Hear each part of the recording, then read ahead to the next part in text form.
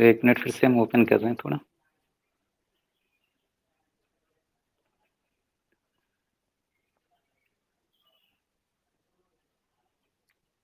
ठीक है, तो पहला क्वेश्चन क्या था? जो लोग बाद में जुड़े हैं फिर से देख लें। पहला क्वेश्चन था कि किस दर्पण के मुख्य अक्ष के समांतर आने वाली किरणें फोकस पर इकट्ठी होती, तो अवतल है हमारा ये, उत्तल है, ये अवतल हो गया, ये कौन सा हो गया? उत्तल। ठीक है, उत्तल दर्पण की बात हो रही है, यानी पीछे साइड हमारा कैसा होगा? ठीक है। अब बोला गया कि फोकस पर एकत्रित हो रहे हैं, तो जैसे ये है, इसमें क्या है हमारा टकराने यानी परावर्तन। जो दर्पण है किस पे बेस है हमारा? परावर्तन पे। टकराने के बाद कहाँ पे मिलेंगे आके फोकस पे? जो उत्तल है, ये जो किरण जा रही है यहाँ पे हमारी वस्तु रखी है, तो क्या हो जाएगी? फैल जाएगी। ठीक है, तो इसका आंसर क्या होगा? उत्तल। फर्स्ट वाले का आंसर होगा उत्तल। ठीक है। सेकेंड क्वेश्चन देखो। सेकेंड क्वेश्चन बोला गया है, एक लेंस एक लेंस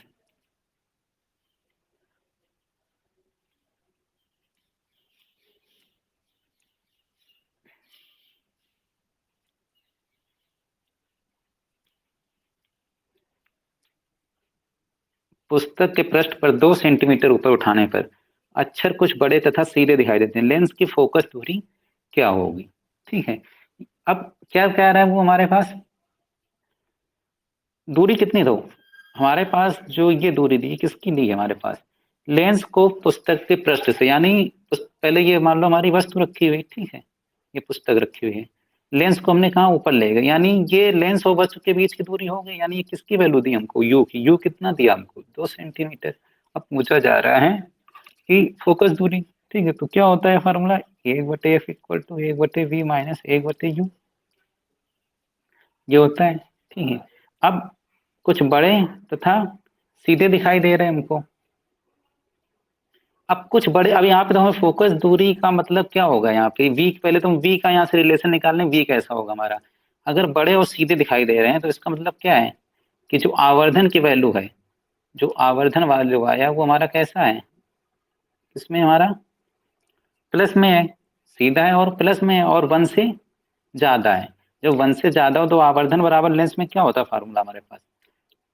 लेंस में फार्मूला होता है आवर्धन बराबर हमारे पास M equal to V upon U. ये वैल्यू +1 से ज्यादा है, ग्रेटर है, तो जो हमारा वी होगा वो यू से क्या होगा? यू से ज्यादा होगा। सिंपल सी बात है। जो यू है वो, एक मिनट यहाँ से देखो, ये ग्रेटर है वैल्यू 1 से। सपोज करो ये 1 से वैल्यू ग्रेटर है, तुम कितना मान लें इसको? इसको माने ले रहे 2 के आसपास। तो v अपान यू, तो v कितना हो जाएगा हमारे पास? 2u, यानी v की वैल्यू u से ज्यादा है। जब v की वैल्यू u से ज्यादा होगी, ठीक है, तो ये जो है वैल्यू, ठीक है, मान लो ये 2u, u कितना हो जाएगा? ये हमने कितना मान लिया? 2u। ये कितना u, तो कितना हो गया? एलसीएम लेंगे कितना होगा? 1 अपान यू। तो आंसर किस में आएगा हमारे पास? माइनस में आएगा। ये आंसर देखो, कोई भी वैल्यू हो यहाँ पे, ज्यादा वाली वैल्यू कितनी भी हो, आंसर क्या आएगा हमारे पास? माइनस में आएगा। तो माइनस का मतलब क्या है कि वैल्यू हमारे पास क्या होगी? कम होगी, 2 से कम होगी। ठीक है। नेक्स्ट देखो। नेक्स्ट देखो।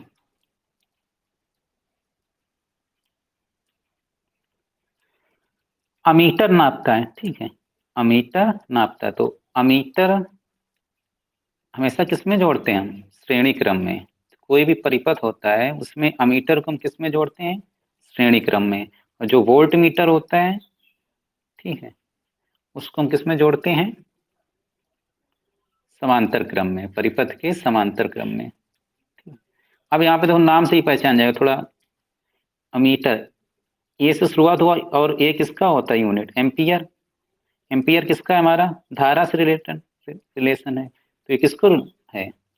धारा। आंसर क्या होगा इसका? धारा। ठीक है। वोल्ट मीटर किसके लिए हमारा? विभवांतर या वोल्टेज के लिए।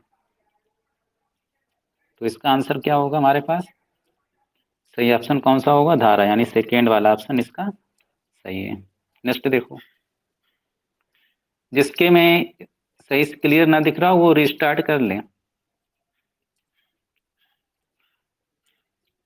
नेक्स्ट देखो, एक वैद्युत बल्ब पर 12 वाट एवं 20 वाट लिखा है। ठीक है, वोल्ट होना चाहिए था, यहाँ पे वोल्ट होना चाहिए था। तो 12 वोल्ट और 20 वाट, यानी V की वैल्यू हमारे पास कितना है? 12 वोल्ट। और जो वाट लिखा है, यानी ये किसकी वैल्यू है? P की। P कितना दिया हमको? 20 वाट।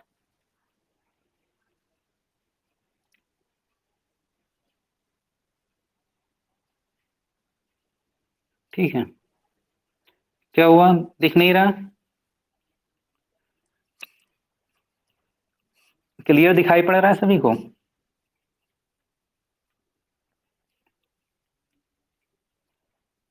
P की कितना वैल्यू दिया हमको? कमेंट करके बताओ, क्लियर दिख रहा है ना सभी को?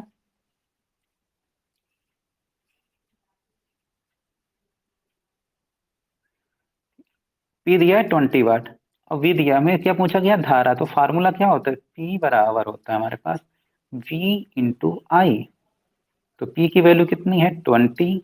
V की वैल्यू रखेंगे 12 इंटू वाई। ठीक, तो इसलिए I बराबर कितना मिलेगा हमको? I बराबर मिलेगा 20/12। डिवाइड करेंगे तो कितना मिलेगा हमें?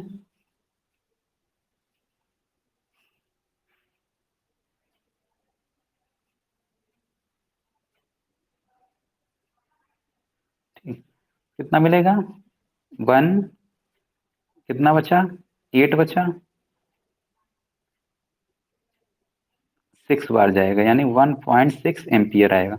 इन्होंने आंसर गलत दिया है। ठीक है, आंसर इन्होंने गलत लिखा है। ये आंसर, चारों ऑप्शन इन्होंने गलत दिए हैं। ठीक है, या तो यहाँ पे इन्होंने ये वैल्यू कोई गलत लिख दी है, या तो ऑप्शन ही गलत दिए हैं। क्योंकि P बराबर क्या होता है फार्मूला? V इंटू आई। P की वैल्यू कितनी हो गई? 20 हमारे पास। और V की वैल्यू कितनी होगी? 20 है। अब 20 में 12 का डिवाइड करेंगे, कितना मिलेगा हमको? 5/3। ठीक, यानी 1.6 के समथिंग। ये ऑप्शन दिए ही नहीं। ठीक है, तो ये गलत है, क्वेश्चन ही गलत है। इसका आंसर ऑप्शन क्या होना चाहिए था? 1.6 एम्पियर। नेक्स्ट देखो,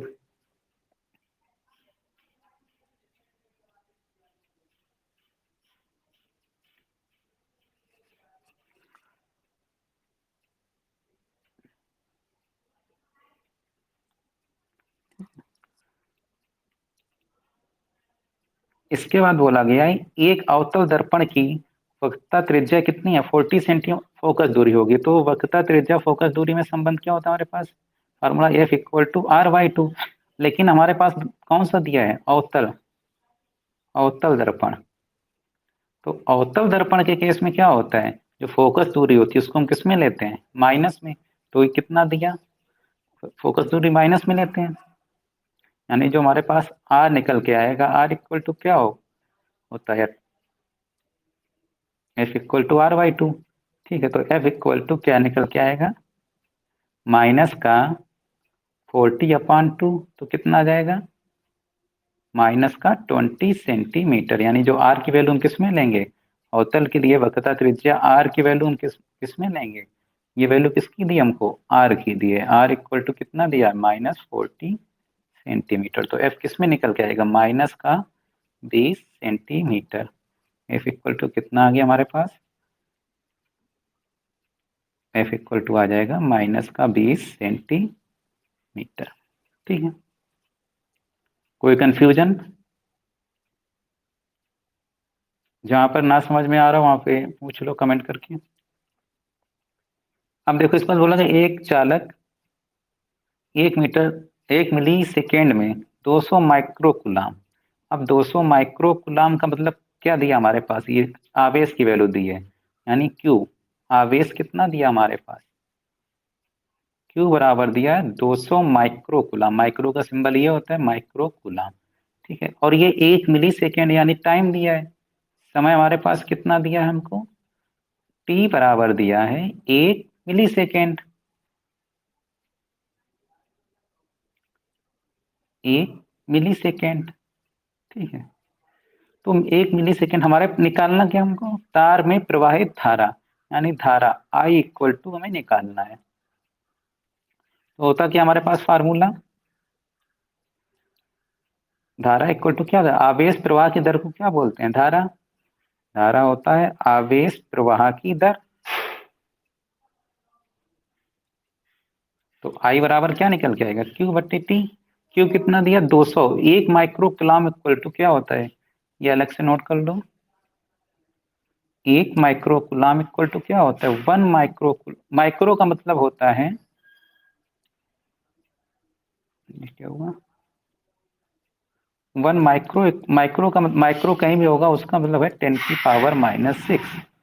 ठीक, माइक्रो कूलम दिया तो कितना हो जाएगा, कितने कूलम के बराबर हो जाएगा,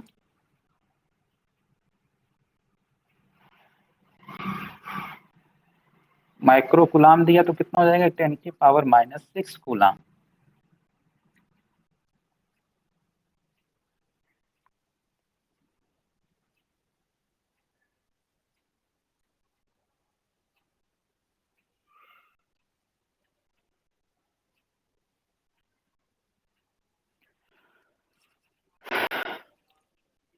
और मिली का मतलब क्या होता है,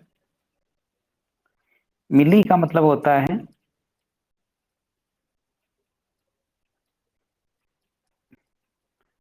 मिली का मतलब होता है 10⁻⁻3। तो मिली सेकेंड दिया कितना हो जाएगा, 10⁻⁻3 सेकेंड। ठीक है, अब देखो तो वैल्यू क्या मिलेगी हमको, 200 इंटू 10⁻⁻6 अपान 1 इंटू 10⁻⁻3। ये पावर जाएगी ऊपर प्लस में हो जाएगी, ठीक है। तो कितना आ जाएगा, 200 इंटू 10⁻⁻3, ये मिलेगा 0.2 एम्पियर। ठीक, तो धारा की वैल्यू कितनी आ जाएगी, 0.2 एम्पियर। स्क्रीन शॉट ले लो अगर, ठीक है। इसको नेक्स्ट देखो,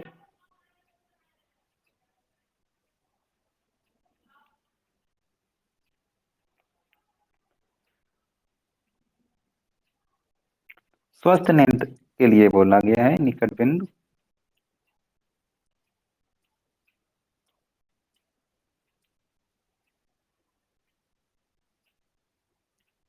कितना होता है, 25 सेंटीमीटर।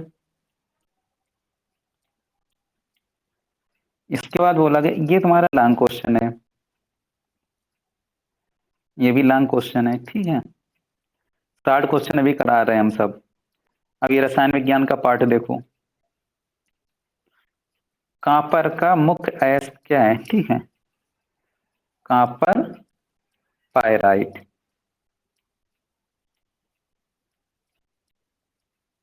कॉपर का मुख्य अयस्क क्या है, कॉपर पायराइट। ठीक है, तो थर्ड ऑप्शन इसका सही है।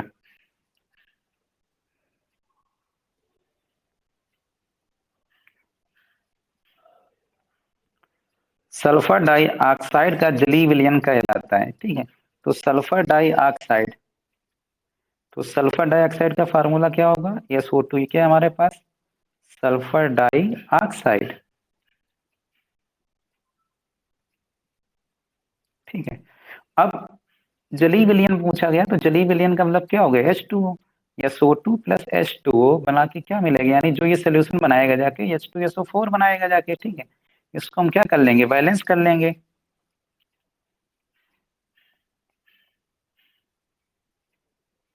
ठीक है, तो यहाँ पे हमें क्या देखना है कि हमारे पास जो सोल्यूशन आ रहा है वो किसका है, सल्फ्यूरिक अम्ल।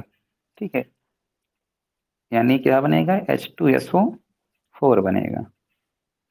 नेक्स्ट देखो इसका थर्ड नंबर, पॉलीमीन किसी भौतिक का बहुलक है, ठीक है।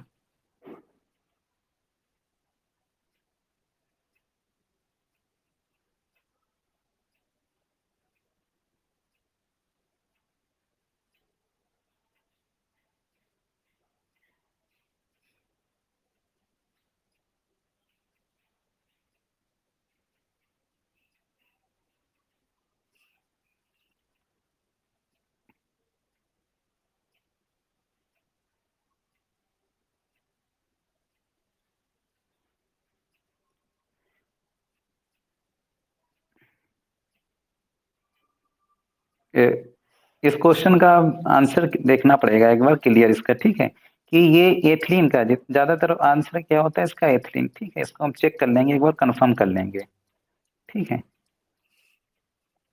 अब देखो बायो का पार्ट,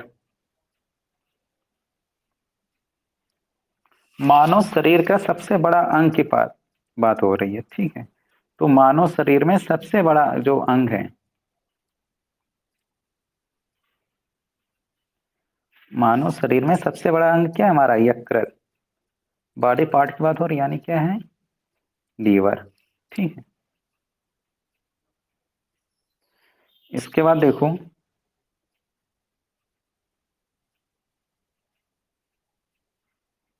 वसा के अधिकांश पाचन होता है, ये जब हम पाचन वाला पार्ट पढ़ाए थे, पाचन वाला, तो उसमें बताए थे वसा वाला सबसे ज्यादा पार्ट, वसा का पाचन कहाँ पे होता है हमारे पास, फैट, फैट के लिए क्या था हमारे पास, फैट कहाँ पे था, ग्रैणी में तो था नहीं हमारा, ठीक। अमाशय, वह इसके बाद क्या है, क्षुद्रांग। तो लास्ट में फैट वाला कहाँ पे जा रहा था, ये छोटी आंत, ठीक। तो इसका ऑप्शन क्या होगा हमारे पास, थर्ड, ठीक है। कहीं पे अगर डाउट लगे किसी क्वेश्चन में, उसको एक बार देख लेना फिर से। तंबाकू में पाए जाने वाला उत्तेजक पदार्थ, ठीक, तो वो क्या होता है हमारे पास, निकोटीन,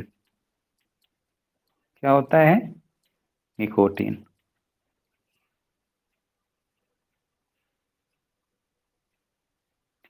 इस क्वेश्चन को देखना पड़ेगा, ठीक है, ये क्वेश्चन हमको देखना पड़ेगा एक बार। बाकी फिजिक्स और केमिस्ट्री वाले पार्ट में कोई प्रॉब्लम हो उसको देख लेना, बाकी जो लॉन्ग वाले क्वेश्चन है उनको देख लेना, ठीक है।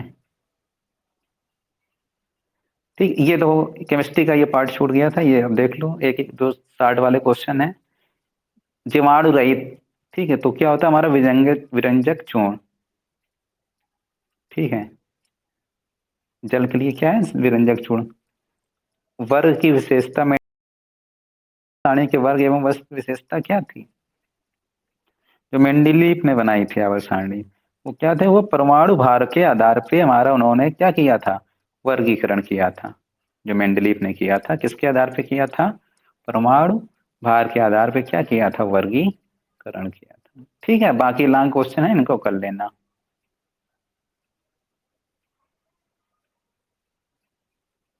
ठीक है।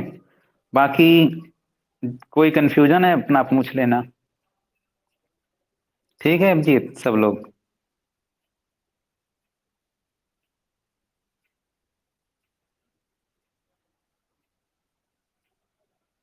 एंड किए दे रहे हैं अब।